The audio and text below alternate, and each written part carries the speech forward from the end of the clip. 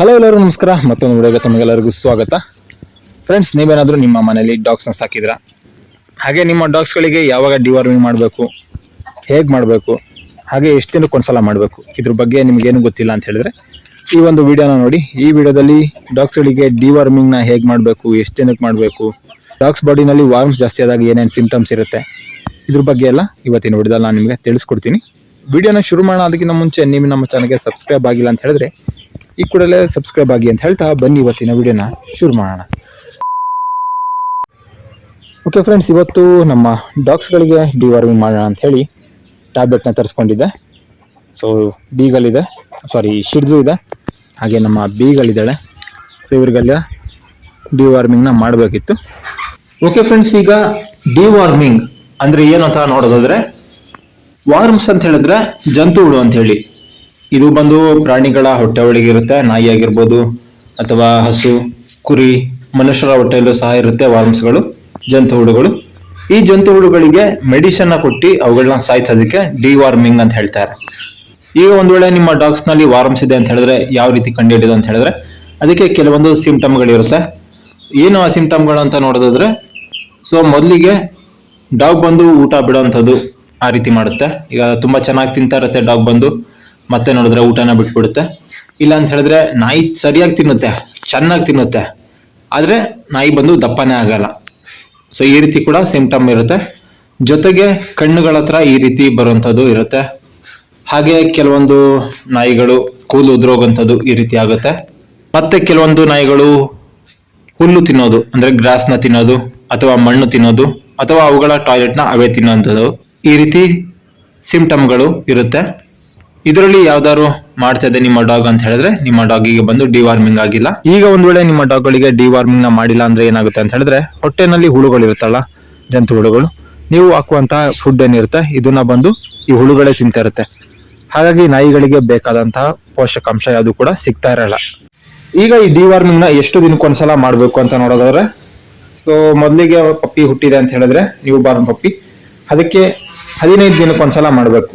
ಮೊದಲಿಗೆ 15ನೇ ದಿನಕ್ಕೆ ಮಾಡಿದ್ರೆ ನೆಕ್ಸ್ಟ್ 30ನೇ ದಿನ, ನೆಕ್ಸ್ಟ್ 45ನೇ ದಿನ, ಹೀಗೆ 15 ದಿನಕ್ಕೊಂದ್ಸಲ ಮಾಡಬೇಕು 3 ತಿಂಗಳ ತನಕ. 3 ತಿಂಗಳಾದ್ಮೇಲೆ 2 ಮಂತ್ಸಿಗೆ ಒಂದ್ಸಲ ಡಿವಾರ್ಮಿಂಗ್ ನ ಮಾಡ್ಬೇಕಾಗುತ್ತೆ. ಆಫ್ಟರ್ 6 ಮಂತ್ ಬಂದು 3 ಮಂತ್ಸಿಗೆ ಒಂದ್ಸಲ ನೀವು ಡಿವಾರ್ಮಿಂಗ್ ನ ಮಾಡ್ಕೋಬಹುದು. ಈಗ ಯಾವ ರೀತಿ ಡಿವಾರ್ಮಿಂಗ್ ಮಾಡಬೇಕು, ಇದಕ್ಕೆ ಯಾವ ರೀತಿ ಮೆಡಿಸಿನ್ ಕೊಡಬೇಕು ಅಂತ ನೀವು ಕೇಳೋದಾದ್ರೆ, ಬಾ, ಇಬ್ಬರನ್ನ ಬಿಟ್ಟಿದ್ದೀನಿ ಫ್ರೀಯಾಗಿ, ಆಚೆ ಈಚೆ ಓಡಾಡ್ತಾ ಇದಾರೆ. ನಮ್ಮ ಕೋಳಿ ಬೇರೆ ಇದೆ, ಅದರ ಹತ್ರ ಹೋದ್ರೆ ಕಷ್ಟ. ಸೊ ಈಗ ಡಿವಾರ್ಮಿಂಗ್ ಮಾಡೋದಕ್ಕೆ ಮೆಡಿಸಿನ್ಗಳಿರುತ್ತೆ ನೋಡ್ಬೋದು. ಇದು ಟ್ಯಾಬ್ಲೆಟ್ ಸ್ಕೈ ವಾರ್ಮ್ ಅಂತ ಹೇಳಿ, ಓಕೆನಾ. ಇದರಲ್ಲಿ ತುಂಬಾ ರೀತಿ ಕಂಪ್ನಿಗಳಿದೆ. ನಾನು ಬಂದು ಈ ಒಂದು ಸಿರಪ್ ಟ್ಯಾಬ್ಲೆಟ್ನ ಯೂಸ್ ಮಾಡ್ತೀನಿ. ತುಂಬಾ ಚೆನ್ನಾಗಿದೆ, ರಿಸಲ್ಟ್ ತುಂಬಾ ಚೆನ್ನಾಗಿದೆ. ಹಾಗಾಗಿ ಇದನ್ನ ಬಂದು 10 kg ಬಾಡಿ weight ಇದ್ರೆ ಒಂದು ಟ್ಯಾಬ್ಲೆಟ್ನ ಕೊಡಬೇಕು. ಈಗ ಈ ಡಾಗ್ ಬಂದು ಒಂದು 10 kg weight ಇದೆ. ಸೊ ಇದಕ್ಕೆ ಏನ್ ಮಾಡ್ಬೇಕಂದ್ರೆ ಒಂದು ಟ್ಯಾಬ್ಲೆಟ್ನ ನಾವು ಕೊಡಬೇಕು. ಒಂದ್ ವೇಳೆ ಇದೇ ಡಾಗು ಒಂದು 20 kg ಇದೆ ಅಂತ ಹೇಳಿದ್ರೆ 2 ಟ್ಯಾಬ್ಲೆಟ್ ಕೊಡಬೇಕು. 30 kg ಇದೆ ಅಂತ ಹೇಳಿದ್ರೆ 3 ಟ್ಯಾಬ್ಲೆಟ್ ಕೊಡಬೇಕು. ಸೊ ಈ ರೀತಿ ನೋಡ್ಕೋಬೇಕು.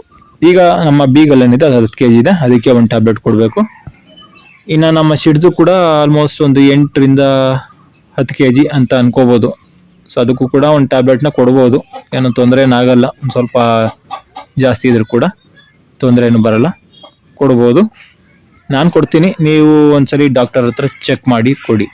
ಸೊ ಇದು ಬಂದು 10 kg ಮೇಲಿದೆ ಅಂತ ಹೇಳಿದ್ರೆ ಈ ಒಂದು ಟ್ಯಾಬ್ಲೆಟ್ನ ಕೊಡಬೇಕು. ಒಂದು ವೇಳೆ 10 kg ಒಳಗಿದೆ ಅಂತ ಹೇಳಿದ್ರೆ ಸೊ ನೀವು ಸಿರಪ್ನ ಕೊಡ್ಕೋಬೋದು. ಪಪ್ಪಿಗಳಿಗೆಲ್ಲ ಸಿರಪ್ ಕೊಟ್ಟರೆ ಒಳ್ಳೇದು. ಈಗ 15 ಡೇಸಿಗೆಲ್ಲ ಮಾಡೋದಕ್ಕೆ ಹೇಳಿದ್ನಲ್ಲ, ಅದು 3 ಮಂತ್ಸ್ ಒಳಗಿತ್ತು ಅಂತ ಹೇಳಿದ್ರೆ ನೀವು ಸಿರಪ್ನ ಕೊಡ್ಕೊಂಡ್ರೆ ಒಳ್ಳೇದು. ಸಿರಪಲ್ಲಿ ತುಂಬ ರೀತಿ ಬರುತ್ತೆ. ಸ್ಕೈ ವಾರ್ಮಲ್ಲೂ ಕೂಡ ಸಿರಪ್ ಇದೆ, ನಿಮೋಸಿಡ್ ಅಂತ ಇದೆ, ತುಂಬ ರೀತಿ ಸಿರಪ್ಗಳಿದೆ. ಅದು 1 kgಗೆ 1 ml ಕೊಡಬೇಕು. ಈಗ ನಿಮ್ಮ ಪಪ್ಪಿ ಒಂದು 1 kg ಇದೆ ಅಂತ ಹೇಳಿದ್ರೆ 1 ml ಕೊಡಬೇಕು. 2 kg ಇದೆ ಅಂತ ಹೇಳಿದ್ರೆ 2 ml ಕೊಡಬೇಕು. ಈ ರೀತಿ ನೀವು ಪಪ್ಪಿಗಳಿಗೆ ಕೊಡ್ಕೋಬೇಕು. ಈ ಟ್ಯಾಬ್ಲೆಟ್ನ ನೀವು ಡೈರೆಕ್ಟಾಗಿ ಬಾಯಿಗೆ ಕೊಡ್ಬೋದು, ಅಥವಾ ನೀವು ಇದನ್ನ ಪುಡಿ ಮಾಡಿ ಸ್ವಲ್ಪ ವಾಟರ್ನಲ್ಲಿ ಮಿಕ್ಸ್ ಮಾಡಿ ಕೂಡ ಕೊಡ್ಬೋದು. ಆ ರೀತಿನ ಕೊಡಲ್ಲ, ನಾನು ಬಂದು ಡೈರೆಕ್ಟ್ ಬಾಯಿಗೆ ಕೊಡೋದು. ನೀವು ಒಂದ್ ವೇಳೆ ಡಿವಾರ್ಮಿಂಗ್ ಟ್ಯಾಬ್ಲೆಟ್ನ ಡೈರೆಕ್ಟಾಗಿ ಬಾಯಿಗೆ ಹಾಕ್ತೀರಾ ಅಂತ ಹೇಳಿದ್ರೆ, ಸೊ ಮೊದಲಿಗೆ ಡಾಗ್ ಬಾಯಿಯ ಒಳಗೆ ಟ್ಯಾಬ್ಲೆಟ್ನ ಹಾಕಿ ಒಂದು ಫಿಂಗರಲ್ಲಿ ಸ್ವಲ್ಪ ಲೈಟಾಗಿ ಒಳಗೋ ರೀತಿ ಪ್ರೆಸ್ ಮಾಡಿ, ಹಾಗೆ ಒಂದು ಸ್ವಲ್ಪ ಸೆಕೆಂಡು, ಒಂದು 3 ಸೆಕೆಂಡು 4 ಸೆಕೆಂಡು ಬಾಯಿನ ಹಾಗೆ ಪ್ರೆಸ್ ಮಾಡಿ ಇಟ್ಕೊಳ್ಳಿ. ಸೊ ಆಗ ಬಂದು ಡಾಗ್ ಬಂದು ನುಂಗ್ಕೊಬಿಡುತ್ತೆ. ನೀವೊಂದ್ ವೇಳೆ ಬಾಯಿನ ಇಟ್ಕೊಳ್ಳಿಲ್ಲ ಅಂತ ಹೇಳಿದ್ರೆ, ಸೊ ಅದು ತಿಂದು ಬಾಯಿ ಒಳಗೆ ಹಾಕೊಂಡಿರುತ್ತಲ್ಲ, ಡೈರೆಕ್ಟ್ ಆಗಿ ಉಗಿದ್ಬಿಡುತ್ತೆ. ಸೊ ಈ ವಿಡಿಯೋದಲ್ಲಿ ಯಾವ ರೀತಿ ಡಿವಾರ್ಮಿಂಗ್ ನ ಮಾಡ್ತಾ ಇದೀನಿ ನೋಡ್ಬೋದು. ಓಕೆ ಫ್ರೆಂಡ್ಸ್, ನೋಡಿದ್ರಲ್ಲ ಇದು ಡಿವಾರ್ಮಿಂಗ್ ಗೆ ಸಂಬಂಧಪಟ್ಟಂತ ವಿಡಿಯೋ ಆಗಿದೆ.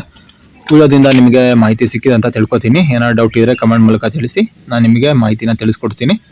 ಓಕೆ, ಇದಿಷ್ಟು ಇವತ್ತಿನ ವಿಡಿಯೋ ನಿಮ್ಗೆ ಇಷ್ಟ ಆಗಿದೆ ಅಂತ ತಿಳ್ಕೊತೀನಿ. ವಿಡಿಯೋ ಇಷ್ಟ ಆಗಿರೋ ಲೈಕ್ ಮಾಡಿ, ಶೇರ್ ಮಾಡಿ, ಹಾಗೆ ಸಬ್ಸ್ಕ್ರೈಬ್ ಮಾಡ್ಕೊಳ್ಳಿ ಅಂತ ಹೇಳ್ತಾ ಇವತ್ತಿನ ವಿಡಿಯೋನ ಏನ್ ಮಾಡ್ತಾ ಇದೀನಿ, ಮುಂದಿನ ವಿಡಿಯೋದಲ್ಲಿ ಭೇಟಿ ಆಗೋಣ.